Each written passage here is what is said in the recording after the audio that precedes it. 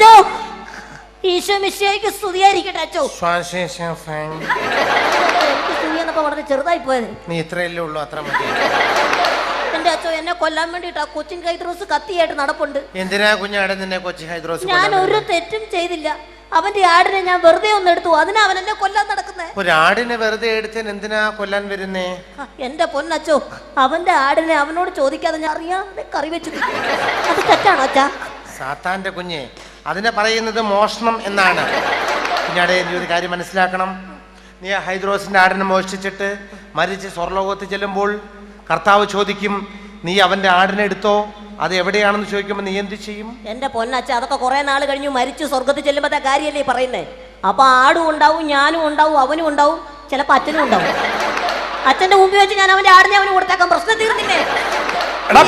അയ്യോ അച്ഛാ, എന്നെ രക്ഷിക്കച്ചാ.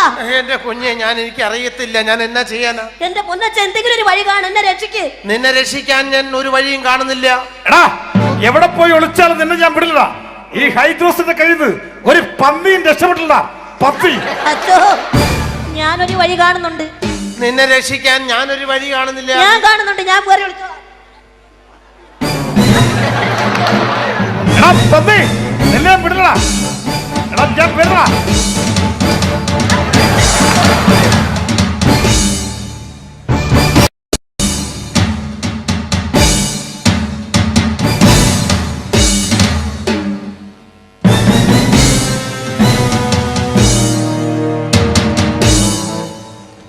ഈശോമിശിഹായ്ക്ക് സ്തുതിയായിരിക്കട്ടെ. എപ്പോഴും വല്ലപ്പോഴും ഒക്കെ അങ്ങനെ ഇരിക്കട്ടെ. അച്ഛാ, ഓ, ആ ശശി ഇങ്ങോട്ട് പോകുന്നത് കണ്ടായിരുന്നോ? ഞാൻ ശശിയെ കണ്ടില്ലല്ലോ. അച്ഛാ, എന്ത് തെമ്മാടത്തിനും കാണിച്ചെന്നറിയാമോ? എന്താണ്? എന്റെ ഭാര്യ കഷ്ടപ്പെട്ട് വളർത്തിയ ഒരു ആടിനെ അവൻ കൊന്നു നിന്നച്ചാ. അവനെ കൊല്ലണം. ആ കൊല്ലണം, അതാണ് ഞാൻ വന്നത്. അച്ഛറിയോ, ഒരു ഗുണ്ടേ എന്റെ ആടിനെ പൊട്ടിക്കാൻ ഉണ്ട് എങ്ങനെ തയ്യാറാന്ന് എനിക്ക് മനസ്സിലാവാത്തത്. ഞാൻ അവനെ കണ്ടിട്ടേ ഇല്ല. അവൻ ഇവിടെ ഇങ്ങോട്ടോ പോകുന്നത് ഞാൻ കണ്ടല്ലോ. ഇങ്ങോട്ട് വന്നവൻ ഞാൻ ഇവിടെ വരെ കണ്ടല്ലേ ഓടി വരുന്നത്. അച്ഛനറിയാതെ അവൻ എങ്ങോട്ട് പോവില്ല. ഞാൻ അവനെ കണ്ടിട്ടേ ഇല്ല ഹൈദ്രോസേ.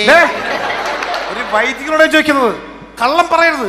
എന്റെ ആടിനാണ് അവൻ കൊന്നു നിന്നത്. അച്ഛൻ മര്യാദയ്ക്ക് പറഞ്ഞു, അവൻ ഇവിടുന്ന് എവിടെ പോയിട്ടില്ല.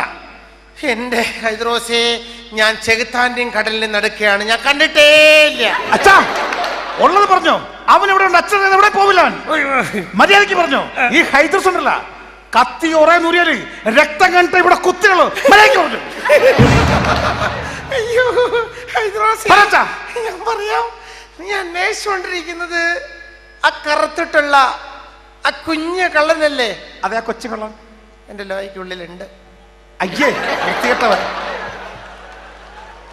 ഹൈദ്രോസേ, നീ അന്വേഷിച്ചുകൊണ്ടിരിക്കുന്ന കറുത്ത കുഞ്ഞു കള്ളനല്ലേ? അത് തന്നെ.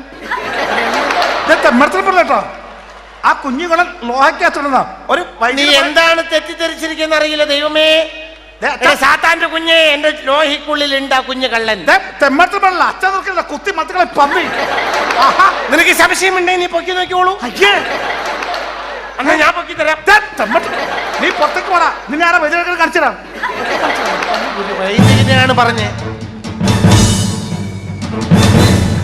ഒരു വൈദികനെ പറ്റി ഇത്രയും മോശമായി പറയാനേ പാടില്ല.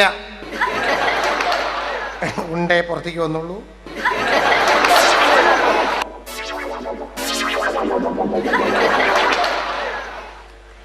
കുഞ്ഞേ, എങ്ങനെയുണ്ടായിരുന്നു എന്റെ ലോഹയ്ക്കുള്ളിലെ വാസം? വാസമൊക്കെ സുഖപ്രദമായിരുന്നു അച്ചോ. ഒറ്റ അപേക്ഷയുള്ളൂ. എന്താണ്? വല്ലപ്പോഴും എങ്കിലും ഈ ലോഹേ ആ അരമനയൊക്കെ ഒന്ന് കഴുകിയിടച്ചോ. നിന്റെ കൊല്ലി